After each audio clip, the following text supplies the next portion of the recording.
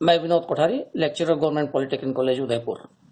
आज हम C301 unit second slope and deflection में मैकोलेज मेथड के बारे में हम पढ़ेंगे।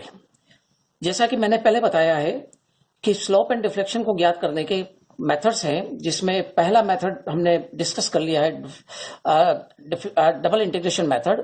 डबल इंटीग्रेशन मेथड में हमने कैंटिलीवर के लोड्स को हमने कंसीडर किए थे। हमने सिंपली सपोर्टेड में डिफरेंट लोड्स कंसीडर किए थे। अब इसमें जो सेकंड मेथड है, दैट इज मैकोलेज मेथड। उस मैकोलेज मेथड के बारे में आज हम यहाँ पर डिस्कस करेंगे और पढ़ेंगे। मैकोलेज मेथड और डबल इंटीग्रेशन मेथड में कोई भी अंतर नहीं है। मैकोलेज मेथड सिर्फ मैकोलेज लाइन को डिफाइन करता है, और मैकोलेज लाइन उस लिमिट को डिफाइन करते हैं कि जिस लिमिट में हमको स्लोप और डिफ्लेक्शन ज्ञात करना है। तो एक सिंपल तरीका यहाँ पर हम देख रहे हैं इस एक एग्जाम्पल के द्वारा। इसमें मैंने एक सिंपली सपोर्टेड बीम जिसका स्पान L है उसको कंसिडर किया है, जिस पर एसेंट्रिक पॉइंट लोड लग रहा है W, जिसमें एक AC is equal to A और CB is equal to B इसकी जेस की लेंथ है। तो इस केस में भी हम सबसे पहले यहां पर हम रिएक्शंस कैलकुलेट करेंगे। रिएक्शन हमारी RA is equal to WB by L होगी और RB is equal to WA by L होगा। और हम रिएक्शन फाइंड आउट करने के बाद सेक्शन लेंगे, सेक्शन CB में लेंगे हम, और जिसमें हम x डिस्टेंस हम लेफ्ट से कंसिडर करेंगे। तो mx की equation that is WBx by L। फिर हम ये यहाँ पर ये मैकोले लाइन जो डॉटेड लाइन है, इसको मैकोले लाइन बोलते हैं। ये मैकोले लाइन हम ड्रॉ कर देंगे minus this downward load W into x minus A, और इसको हम EI d2y by dx square के बराबर पुट कर देंगे। So WB by L into x Macaulay line minus W into x minus A। अब इसको हम इंटीग्रेट करेंगे। EI dy by dx is equal to WBx square upon 2L plus C1 integration constant, जैसा हमने previous lectures में हमने देखा है। इंटीग्रेशन कांस्टेंट लगाने के बाद पुनः हम मैकोले लाइन लगा देंगे और इसका इंटीग्रेशन करेंगे W into x minus A whole square by 2। Further इसको इंटीग्रेट करेंगे। EIY is equal to WB x cube upon 6L plus C1x plus C2 minus W into x minus A whole cube by 6। यहां पर हम अब हमको C1 और C2 की value निकालनी है। सो हम x is equal to 0, so y is equal to 0। हम जैसे जानते हैं कि सपोर्ट के ऊपर डिफ्लेक्शन शून्य होता है। अब चूंकि यहां पर हम वो कंडीशन नहीं लगा सकते हैं कि किस जगह पर हमारा डिफ्लेक्शन स्लोप 0 होगा, क्योंकि इसमें अनसिमेट्रिकल बेंडिंग होगी, तो हमें यह नहीं मालूम है कि मैक्सिमम डिफ्लेक्शन कहाँ होगा, और जहां पर मैक्सिमम डिफ्लेक्शन होता है वहीं पर ही स्लोप 0 होता है, तो हमको नहीं मालूम।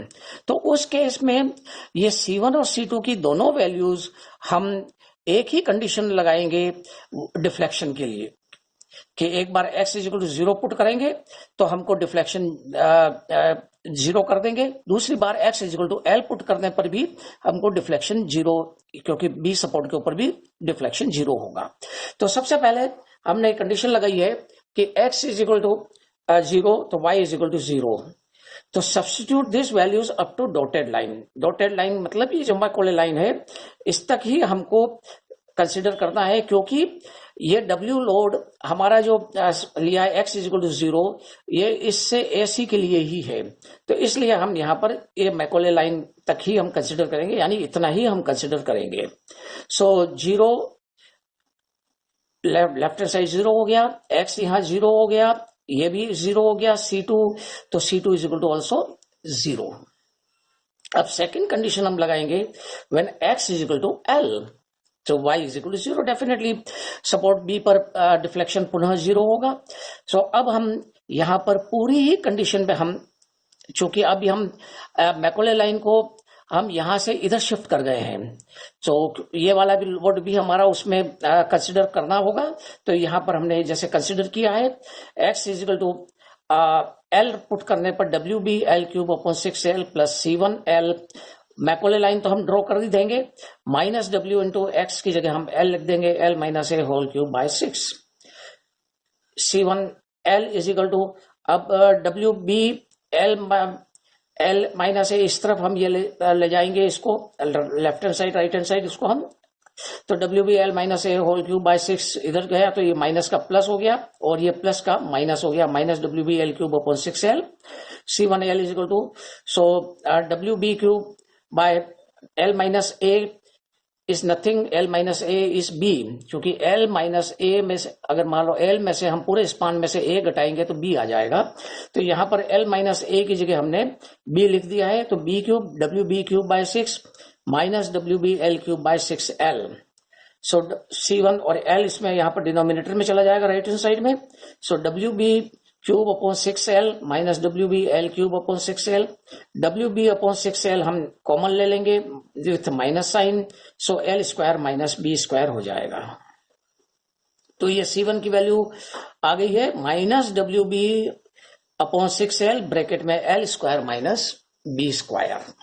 अब यहां पर हम वैल्यू पुट कर देंगे दोनों ही इक्वेशंस में, स्लोप इक्वेशन में और डिफ्लेक्शन इक्वेशन में।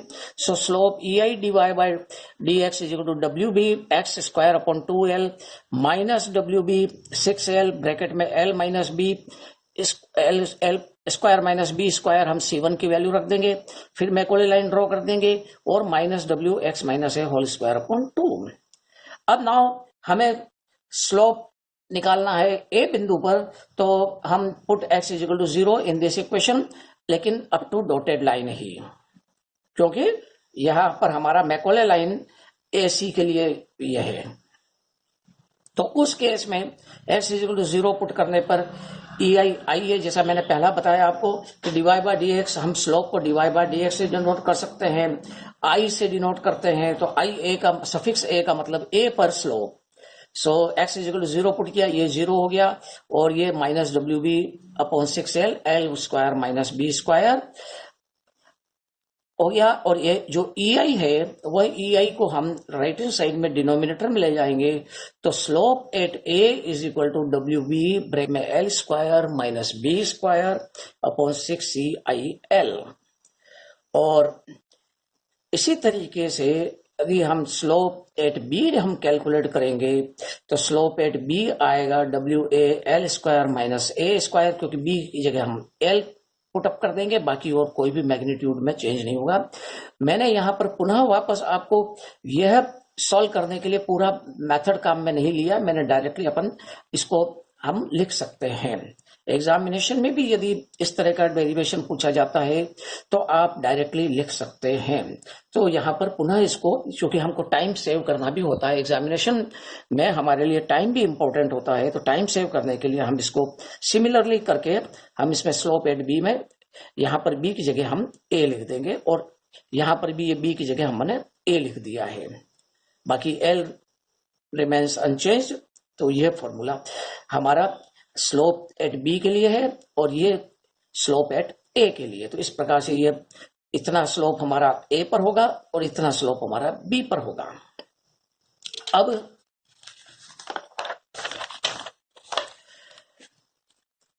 अब डिफ्लेक्शन के इक्वेशन पर आ जाते हैं हम। डिफ्लेक्शन के इक्वेशन में भी हमने, चूंकि C2 तो हमारा 0 आ गया था, C1 की जगह हमने WB minus WB upon 6L L square minus B square लिख दिया था, तो ये C1x हो गया।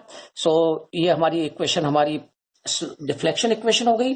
अब डिफ्लेक्शन भी वापस वही है कि यदि A और AC के अंदर हमको डिफ्लेक्शन ज्ञात करना है, सो हम ओनली इस मैकोले लाइन या डॉटेड लाइन तक ही हम कंसिडर करेंगे। सो डॉटेड या लाइन और इसमें कंसिडर करने के लिए हम यहाँ पर इसको हम कंसिडर नहीं करेंगे। सो यहाँ पर W B x cube upon 6L minus W B x L square minus B square upon 6L, और तो डब्ल्यू बी एक्स इसको हम थोड़ा सा सिंप्लीफाई कर लिया हमने। एक्चुअली इसको सिंप्लीफाई करने पर यह इक्वेशन आ गई हमारी EIY is equal to W B x 6L x square minus L square plus B square, और इसको थोड़ा सा और शिफ्ट कर दिया हमने, तो यहां पर ये EIY is equal to minus हमने ले लिया इसमें से common, so L square minus B square minus X square हो गया 6L। So y is equal to W B X 6 L E I bracket में L square minus B square minus X square, यह deflection A और C के बीच का है। अब यदि हमको ए पर डिफ्लेक्शन ज्ञात करना है तो हम x is equal to 0 put करेंगे, और 0 पुट करते ही यह पूरी चीज 0 हो जाएगी। और हम ने जैसे जाना है कंसेप्चुअली भी कि deflection at support is equal to 0, तो ये यहाँ पर ये कंफर्म होता है कि x की वैल्यू जो ही हम 0 रखते हैं तो ये डिफ्लेक्शन 0 हो जाएगा। और यदि c पर हमको निकालना है तो हम यहाँ पर x की जगह हम a लिख देंगे, तो हमें यहाँ पर c की वैल्यू हमको c पर हमको डिफ्लेक्शन की वैल्यू मिल जाएगी। अब नाउ आती है बात हमारी कि मैक्सिमम डिफ्लेक्शन। अब इस चूंकि अनसिमेट्रिकल लोडिंग है, अनसिमेट्रिकल लोडिंग में हमें नहीं मालूम है कि मैक्सिमम डिफ्लेक्शन कहाँ होगा, तो उस केस के लिए हम ये कंडीशन लगाएंगे कि हम ये चूंकि जानते हैं कि जहां पर मैक्सिमम डिफ्लेक्शन होता है वहां पर स्लोप 0 होता है। तो put dy by dx is equal to 0 in slope equation and consider up to dotted line. यानी चूंकि हमारा यहाँ पर कंडीशन ये है कि a is greater than b, तो निश्चित तौर पर डिफ्लेक्शन जो अधिकतम होगा वह ए सी में ही होगा, तो इसलिए हम डॉटेड लाइन यानी मैकोले लाइन तक ही हम कंसिडर करेंगे। So dy by D x is equal to 0 put करने पर ये 0 पुट कर दिया, W B x square upon 2l minus W B 6l L square minus B square. So अब इसको हमने सॉल्व किया है, ये माइनस साइन हम एक लेफ्ट हैंड साइड से राइट हैंड साइड या राइट हैंड साइड से लेफ्ट हैंड साइड में ले गए। सो x की वैल्यू हमारी आ गई under root of L square minus B square upon 3, कि यानी कि सपोर्ट ए से इतना डिस्टेंस पर डिफ्लेक्शन मैक्सिमम होगा और स्लोप 0 है वहां पर। तो उस केस में हम यह वैल्यू हम डिफ्लेक्शन इक्वेशन में हम पुटअप कर देंगे जो हमने ये निकाला है। So y is equal to minus W B x 6l bracket में L square minus B square minus X square. So यहां पर x हमने under root of L square minus B square upon 3 लिख दिया और इसको सिंप्लीफाई किया हमने। अब सिंप्लीफाई करने का तरीका डिफरेंट हो सकता है। यहां पर जैसे इसको अंडर रूट को हमने हटा के पावर हाफ लगा दी, और यहां पर भी हमने ये L square minus B square upon 3 को लेकर हमने इसमें एलसीएम ले लिया, और एलसीएम लेने के बाद और उसको सिंप्लीफाई किया, इसको फर्दर सिंप्लीफाई किया हमने, और अल्टीमेटली हम फाइनल इक्वेशन हमने प्राप्त कर ली है। कि फाइनल इक्वेशन जो हमारी है कि हमने इसको सिंप्लीफाई किया, सिंप्लीफाई करने के बाद जो फाइनल इक्वेशन आई है y maximum is equal to W B L square minus B square bracket 3/2 power 3/2 divided by 9 root 3 L E I. तो इस तरीके से हम एसेंट्रिक पॉइंट लोडिंग में मैक्सिमम डिफ्लेक्शन हम इस सूत्र के द्वारा ज्ञात कर सकते हैं। तो यह हमने फाइंड आउट किया है। अब यदि मान लो हमको अब बी पर हमको पूछा जाता है कि बी पर डिफ्लेक्शन और स्लोप कितना होगा, तो हम इस मैकोले लाइन को हम शिफ्ट करेंगे यहां से लेकर यहां तक, यानी कि यह चीज भी कंसिडर हो जाएगी। तो इस तरीके से केवल मैकोले लाइन हमारे लिए एक गाइडलाइन होती है कि जो कि हमको ये डिफाइन करती है कि आपको किस जगह पर निकालना और कहां तक निकालना है। तो उस केस में हम मैकोले लाइन लगाते हैं। तो डबल इंटीग्रेशन मेथड और मैकोले मेथड में बहुत अधिक अंतर नहीं है, सिर्फ हम मैकोले लाइन का उपयोग करते हैं।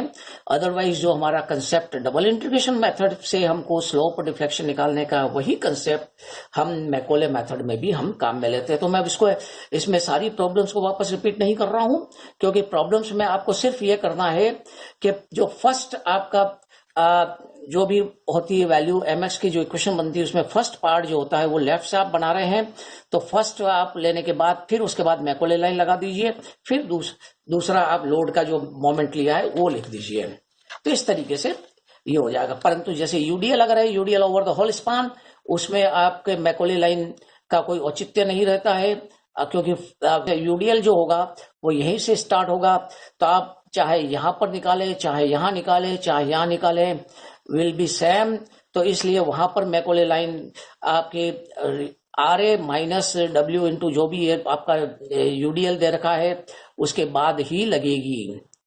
तो इसलिए पॉइंट लोड में ये मैंने इसको समझाया है, बाकी यूडीएल में इस मैकॉले लाइन का उपयोग लास्ट में ही होगा। तो आपको जब भी अगर यूडीएल की प्रॉब्लम दे रखी हो, तो अगर over the whole span, condition is over the whole span, so आप बात सबसे लास्ट में आपकी जो एमएक्स इक्वेशन बनती है पूरी, उस इक्वेशन के बाद में आप मैकॉले लाइन लगाएंगे। अब नाउ मैकॉले लाइन का इतना ही हम, मैकॉले मेथड को इतना ही हम डिफाइन कर रहे हैं यहाँ पर। अब आप जितनी भी प्रॉब्लम्स हमने डबल इंटीग्रेशन मेथड में की है, उन प्रॉब्लम्स में भी आप मैकॉले मेथड को यूज करते हुए आप कर सकते हैं। अब नाउ नेक्स्ट जो मेथड होता है एरिया मोमेंट मेथड।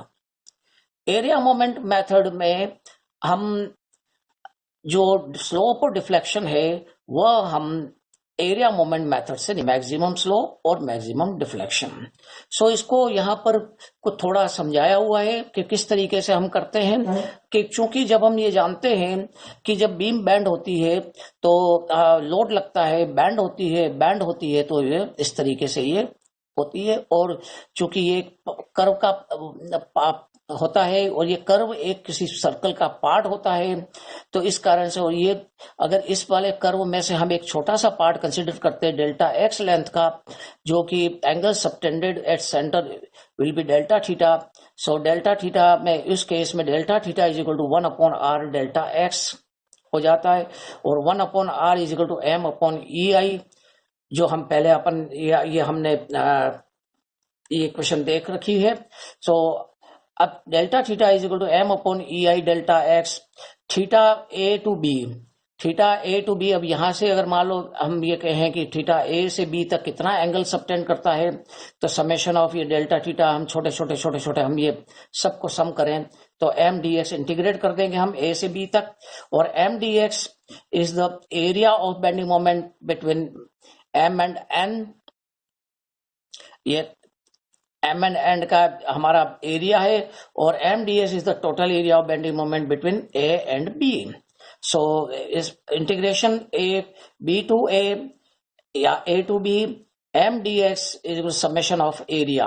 ये छोटे हमने पार्ट किया, तो ये सब हम जोड़ेंगे तो ये पूरा हमारा ए से लेकर बी तक का हमारा एरिया आ जाएगा। और इसको जब हम सॉल्व करेंगे तो ये M D x E I, और वह ई आई हमारा ये कांस्टेंट है, और ये M D x is A, यहां पर हमने तो एरिया, तो स्लोप इज इक्वल टू हो जाएगा area of bending moment diagram upon E I, यानी ए अपॉन ई आई। सो मोहर, अब इसको एरिया मोमेंट मेथड को मोहर थ्योरम के द्वारा हम डिफाइन करते हैं। Mohr's theorem number 1, the change of slope between any 2 points as on elastic curve is equal to the area of bending moment diagram between these points divided by EI। कि चूंकि slope change होता चला जाएगा, जो अगर मान लो हम cantilever का केस लेते हैं, तो ये मेरा पेन का जो डायरेक्शन है ये इस तरीके से ये बीम बेंड होती है, कैंटिलीवर बीम, तो स्लोप हर पॉइंट पर चेंज हो। So the change of slope between any 2 points, कि एक फिक्स्ड पॉइंट ले लेते हैं हम, एक फ्री एंड पॉइंट ले लेते हैं, तो यहां से लेकर यहां तक का जो चेंज होता है स्लोप में, वह एक इलास्टिक कर्व की तरह होता है। ये वक्र जो इलास्टिक कर्व होता है, और ये इसके किसके बराबर होता है, बेंडिंग मोमेंट डायग्राम का एरिया। जो भी अगर इस पे पॉइंट लोड है तो उसका बेंडिंग मोमेंट डायग्राम का एरिया हम कंसीडर करेंगे और डिवाइड बाय ई आई कर देंगे। सो जो हमने यहां पर ये देखा, यही भी क्या है कि बेंडिंग मोमेंट डायग्राम का एरिया है एम डी एक्स। सो ये हमने वही किया है। अब यदि मान लो हम अब इसमें consider the direction from A tangent ए, अब इसमें दोनों तरफ हम एक्स से मल्टीप्लाई कर लेते हैं। जो डेल्टा थीटा की जो हमने लिखा था एम अपॉन ई आई डेल्टा एक्स, इसमें हम दोनों तरफ एक्स से मल्टीप्लाई कर लेते हैं, एक्स डेल्टा थीटा हो जाएगा और ये ए एक्स बार हो जाएगा। यानी x bar has its origin at the point eight which deviation is being computed, कि x बार जो है कि हमको कहाँ तक हमको कंसिडर करना है, वो ओरिजिन से उसको पॉइंट को हम डिफाइन करते हैं x बार से. So deflection, this is equal to deflection. So deflection हो जाता है ए X bar upon E I. तो सिंपल वे में हम इसको यूं डिफाइन करते हैं कि slope is equal to A upon E I और deflection is equal to A X bar upon E I. अब एरिया कहां तक का लेना है वो हम जब डिफरेंट प्रॉब्लम्स करेंगे उस समय इस पॉइंट को हम बहुत अच्छी तरीके से हम समझ सकते हैं. सो अब सेकंड थ्योरम जो है, हमने ए एक्स बार अपॉन ई आई को जो हमने कहा है वो मोर्स की सेकंड थ्योरम है. और सेकंड थ्योरम ये है कि the deviation of B from the tangent at A on an elastic curve is equal to the moment of the bending moment between these points about the reference line divided by EI.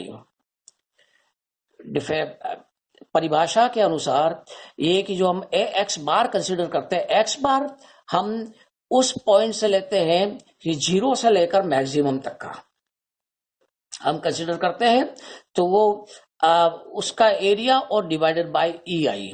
So divided by ये तो यानी simple सा हो गया कि ए X bar upon E I. तो ये Mohr's theorem first for slope and Mohr's theorem second for deflection.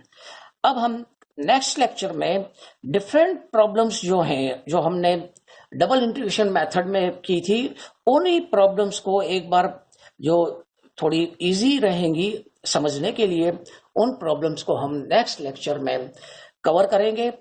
तो यहां तक जो हमने किया है, और पर्टिकुलरली जो स्लोप एंड डिफ्लेक्शन ज्ञात करने का जो एरिया मोमेंट मेथड है, वो एरिया मोमेंट मेथड कंपैरेटिवली समय कम लगता है और यह कंपैरेटिवली इजी है.